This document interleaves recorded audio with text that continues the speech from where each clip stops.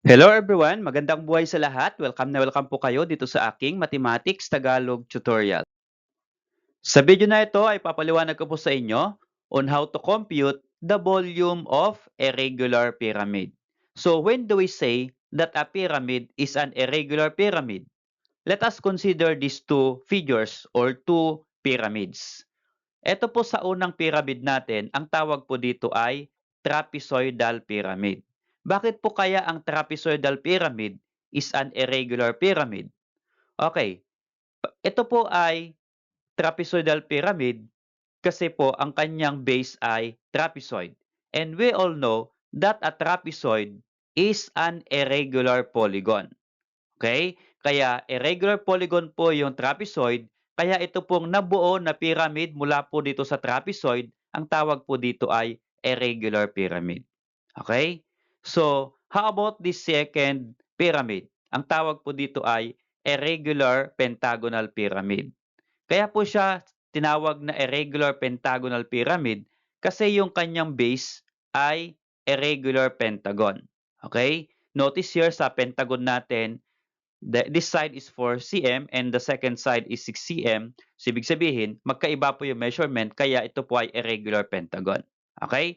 Since irregular pentagon po yung kanyang base, then this pyramid form is an irregular pyramid. Okay, so mula po dito sa measurement na parts ng ating pyramid, paano po kaya i-compute yung kanyang volume? Okay, so yan po yung aking papaliwanag sa inyo step by step. Okay, so unahin po natin itong trapezoidal pyramid. It is a pyramid with a trapezoid base. Okay, ito po yung ating figure kanina. So pag-aralan po natin yung parts ng ating trapezoidal pyramid. Again, yung base of the pyramid is a trapezoid. Yung measurement nitong base 1 ng trapezoid ay 4 feet. Ito pong base 2, meron po tayong arrow na papunta doon. Ibig sabihin, ang measurement po nitong base 2 or base 1, kahit saan pong mauna, pwedeng base 1 ito, pwedeng base 2, pwede pong magkapalit. Okay. So ito pong measurement na ito ay 10 feet. Okay. So hindi po pwedeng ilagay dito sa loob kasi malilito po kayo kapag yung 10 feet ilalagay pa natin dito sa loob ng pyramid. Ano po? Kaya karaniwan kapag may figure ay nilalagay po dito sa labas at lalagyan po ng arrow. Okay? And then another one, ito pong height, ito pong pyramid na ito, itong trapezoid rather, yung height po niya ay 3 feet. At ito pong edge na ito ay height ng pyramid. Okay, nakalagay po dito, may dotted line. At ito pong height ng pyramid ay 8 feet. Now, how are we going to calculate its volume? Again, mula po sa original formula ng volume of any pyramid, that is equal to, volume is equal to 1/3 times base of the area of the base of the pyramid times the height of pyramid. Okay, so first here, bago po natin gamitin yung formula, ay kunin po muna natin yung area ng trapezoid na base. Okay, para malinaw po itong trapezoid, lagay ko po dito yung drawing ng trapezoid. Okay, we have here. So here, 10 feet. Ito na po yung sabi ko kanina. This measurement is 10 feet. And then this part is 4 feet. Okay, ito na po yung trapezoid natin. And then yung height po ng trapezoid ay ito pong part na ito ay 3 feet. Now, mula po dito sa given na base 1, base 2, and then the height, ay mako-compute po natin yung area ng trapezoid. Okay? So, this is the formula for the area of trapezoid, A sub t. That means area of trapezoid is equal to base 1 plus base 2 divided by 2 times the height of the trapezoid.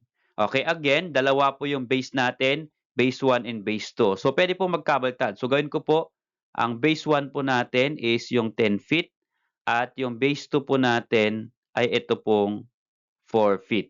Okay? So, this one.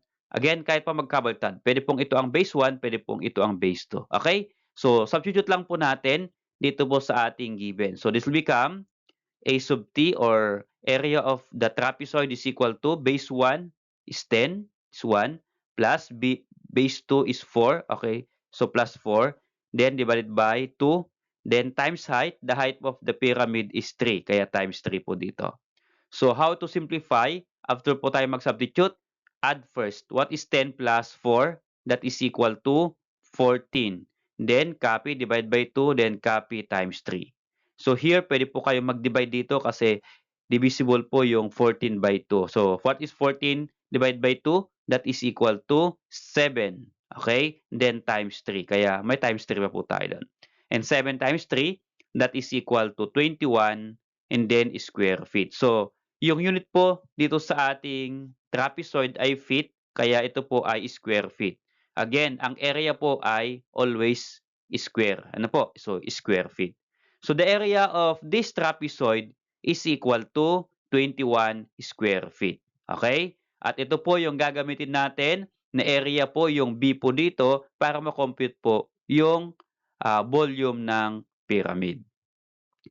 Okay, so after calculating the area of the trapezoid as the base, now we use this one to calculate the volume of the pyramid. Okay, using the original formula, we have here, dito ko po ilalagay, volume is equal to 1/3 times the area of the trapezoid times the height of pyramid. Okay, so here, substitute the given, we have 1/3 times the area of the base is 21 square feet. So, 21 lang po muna lalagay ko. And then here, the height of the pyramid. Okay, this one. So, ang height po ng pyramid dito, naka-indicate po dito sa labas, which is 8 feet. Kaya ito po ay times 8. Okay? So, here, multiply po muna ito. 21 times 8, that is equal to 168. Okay, here, we can multiply 168 times 1. That is equal to 168 and then copy denominator 3. So what is 168 divided by 3? That is equal to 56. Since yung kinompute po natin ay volume at yung unit po niya ay feet, then dapat ang maging unit po natin ay cubic feet. Okay? So the volume of this trapezoidal pyramid is equal to 56 square feet. Okay? Okay, so how about a regular pentagonal pyramid? It is a pyramid with a regular pentagon as base. So ito po yung ating figure kanina. This is a regular pentagonal pyramid.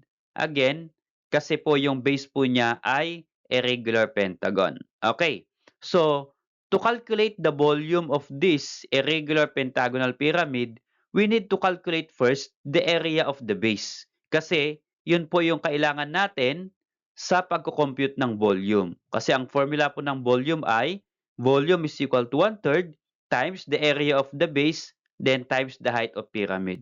Okay, so i-compute po muna natin yung area ng base ng pyramid na ito. So dalawa po yung polygon na base.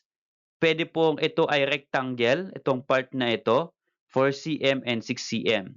At itong part naman po ito na base na ito naman po ay triangle. Ano po? Kaya dalawa po yung kukunin natin na area of this rectangle at area ng triangle na ito. And then ipa-plus natin para makuha po yung total na area ng pentagon na ito. Okay, so let us calculate the area. So here, area of rectangle and area of triangle. Unahin natin yung area ng rectangle. Ang formula ay area is equal to length times width. Okay, and substitute 6 at 4. Of course, yung 6 ay length at yung 4 ay width. Kaya, this will become 6 times 4. Okay? And 6 times 4, that is equal to 24. Since area, so ito po ay square centimeter. Okay, so the area of the square is 24 square centimeter. How about naman po yung area of triangle? So sa triangle, ito pong part na ito, may nakalagay po dito, may arrow nakalagay sa labas, 10 cm. So ano po pang part ito ng triangle? Ito po yung triangle na part ng pentagon. So ito pong part na ito, papunta po sa vertex, okay, ng triangle. Ang tawag po dito ay height. Lagay ko po h. Okay, height po ng triangle yan. At siyempre, sa formula po ng area ng triangle, ito po ay area is equal to 1/2 times base times height. So meron na po yung height ng triangle. How about yung base ng triangle? So kapag ito po yung triangle at ito po yung height niya, ito naman po yung kanyang base. So ano po kaya measurement? Wala pong naka-indicate. Since ito po ay rectangle, we all know that a rectangle, the opposite sides are equal or congruent.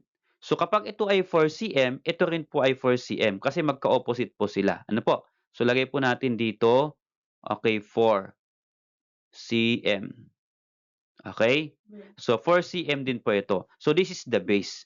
So substitute natin sa area ng triangle, this will become area is equal to 1/2 times base. Ang base po natin again ay ito pong 4.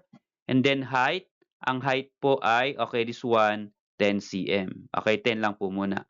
So let us simplify this one. Multiply po natin 4 times 10, that is equal to 40. And then, what is 1/2 of 40 o kalahati ng 40? That is equal to 20. Okay? And then, ito po ay square ng triangle. Ang square po ay, ang area po ng triangle ay square. Kaya, ang unit po natin ay square centimeter. Okay? Since meron na po tayong area ng rectangle at area ng triangle, ipagpa-plus na po natin para makuha po yung buong area ng pentagon. Okay, we have add the two area. So, area of the base, okay, this one, is equal to 24 at yung 20, that is equal to 44. Okay? And then, lagay na po natin yung unit, square centimeter. Okay, so the area of the irregular pentagonal as base is 44 square centimeter. Okay? Lagay ko po dito sa taas at i-compute po natin yung volume ng pyramid. Okay, so let's calculate the volume of pyramid using the area of the base, which is 44 square centimeter. Okay? So, ang volume, ito po yung original formula ng volume, that is equal to 1/3 times area of the base times height of the pyramid. Okay. So, ano po yung volume? Ano po yung area ng base ng pyramid? Okay, ito pong pentagon, ito po yung kanyang area, which is 44 square centimeter. Kaya volume is equal to 1/3 times area of base is 44, and then height ng pyramid, okay, may nakalagay po, ito po yung height ng pyramid, papunta po sa gitna. So, naka-arrow po dito, this is 8 cm. Kaya, 44 times 8. Okay? And then, multiply 44 times 8 is 352. And then, ang ibig sabihin po niyan, multiply natin 1 times 352, then divide by 3. So, or 352 divided by 3, that is equal to 117.33 cubic cm. Again, ang kinompute po natin ay volume, kaya ito po ay cubic.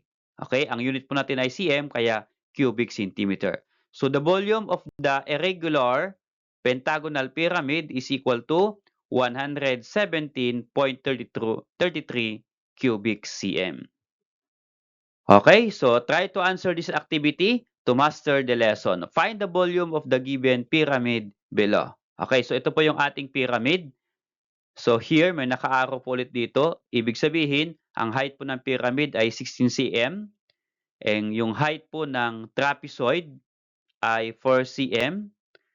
Yung base 1 or base 2 natin ay 5 cm. Ito pong another base is 8 cm. So ang tawag po dito ay trapezoidal pyramid. So baka pwede po ninyong i-compute, i-post nyo ng video na to.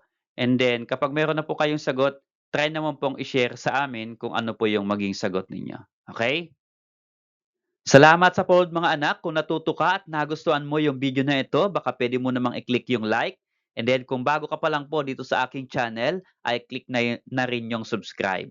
So, lahat po ng lesson or video lesson ng grade 8 matatag ay i-upload ko po dito sa ating channel.